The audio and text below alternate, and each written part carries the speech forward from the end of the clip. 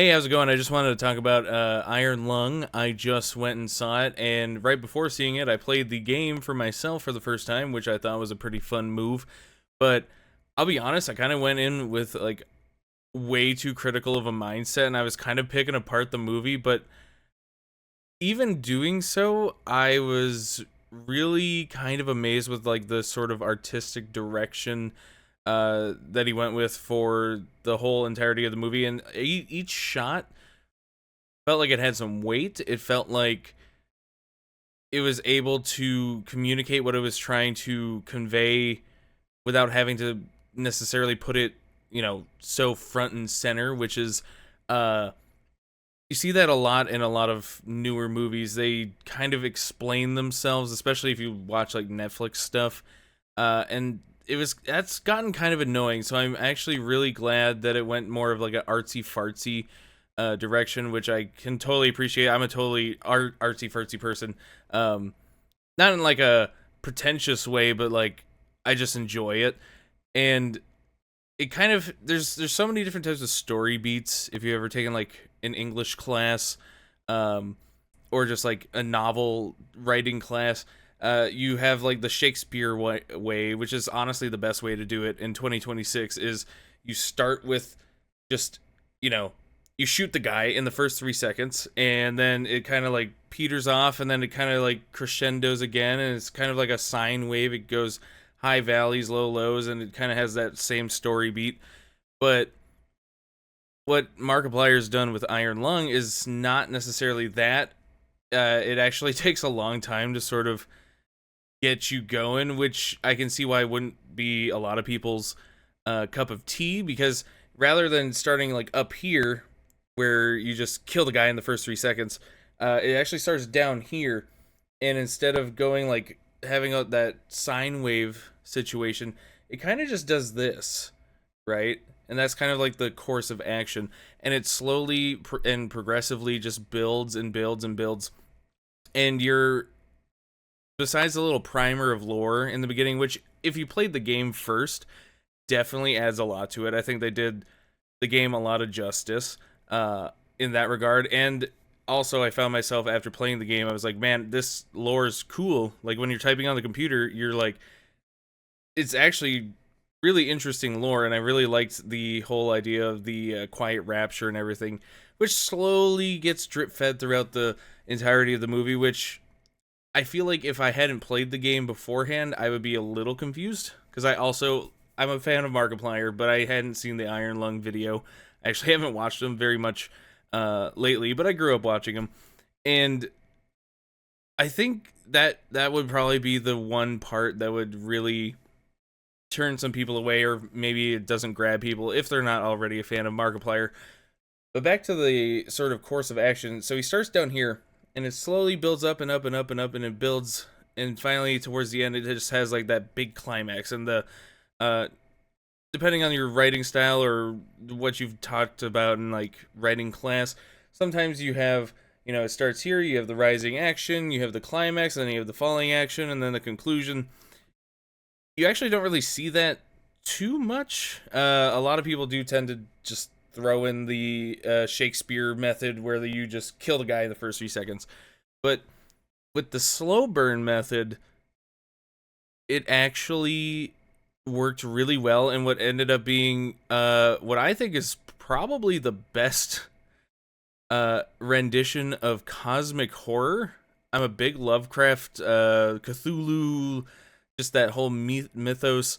Uh, you don't see too much of that in movies, and the argument with that is it's hard to do cosmic horror in movies. You can kind of do it in a game, and even then it's somewhat difficult because you have to it's a very internalized situation, and what Mark's accomplished is actually a perfect cosmic horror storyline where it builds on itself, and you feel each, like with each scene, each little detail, there was so much attention to like just the smallest things, but it was cohesive enough to really help build the same dread that Simon is experiencing over time in the Iron Lung.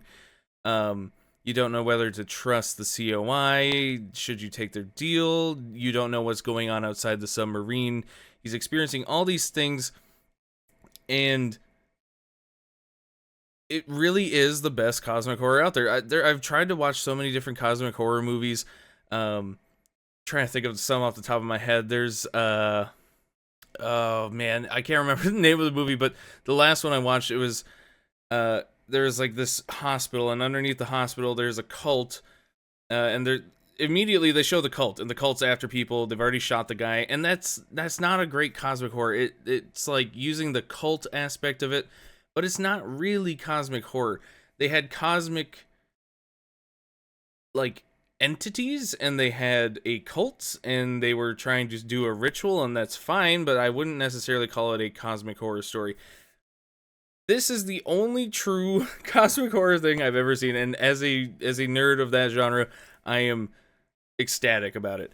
That being said, I did like what they added to the lore. I did like what they added to the story, and I was kind of wondering how they're going to draw that out, because in the game you're just kind of maneuvering the oceans, not knowing where you're going, just relying on the radar, and sort of documenting pictures. And I think what they did was honestly the best move. You know, they had the layer on top of that already pretty good baseline. And I honestly, at some points, did feel that some of the scenes were a bit drawn out. I think they could have been shortened a little bit, but at the same time, I think it does add to that sort of same experience vibe that I think he was going for. I can only assume, obviously I don't know the guy, but I can only assume that that was the sort of reasoning behind why those shots were done the way they were. But other than that, I mean, I'd give it a solid, especially as a first movie, I'd say purely because it's the only cosmic horror done right on film, where you're in the unknown as much as the protagonist. I'd say it's like a solid 8.5, 9 out of 10. I don't think it's for everybody. I think a lot of people would probably get bored if they weren't familiar with Markiplier, or they weren't familiar with the Iron Lung game. But for those people who do like it, I think it could be like a cult classic or something, which it kind of is. I mean, it's the #1 movie, or it was for a while. I don't know what happened to the charts. They got all weird, but I hope that we get to see some more Markiplier movies. I think he could do some really interesting video game adaptations. Just seeing what he's done with the Iron Lung movie. And I saw somewhere they were going to do like a physical copy. I'll probably cop that. It'd be really fun to just rewatch again and see any other missing details. But the nice thing with the way it was shot too is the details were the storytelling. It didn't, you know, I always think of like anime, and they, you know, you have the two anime dudes fighting, and they always explain their moves to each other. It's kind of like that type of writing is like super popular for some reason.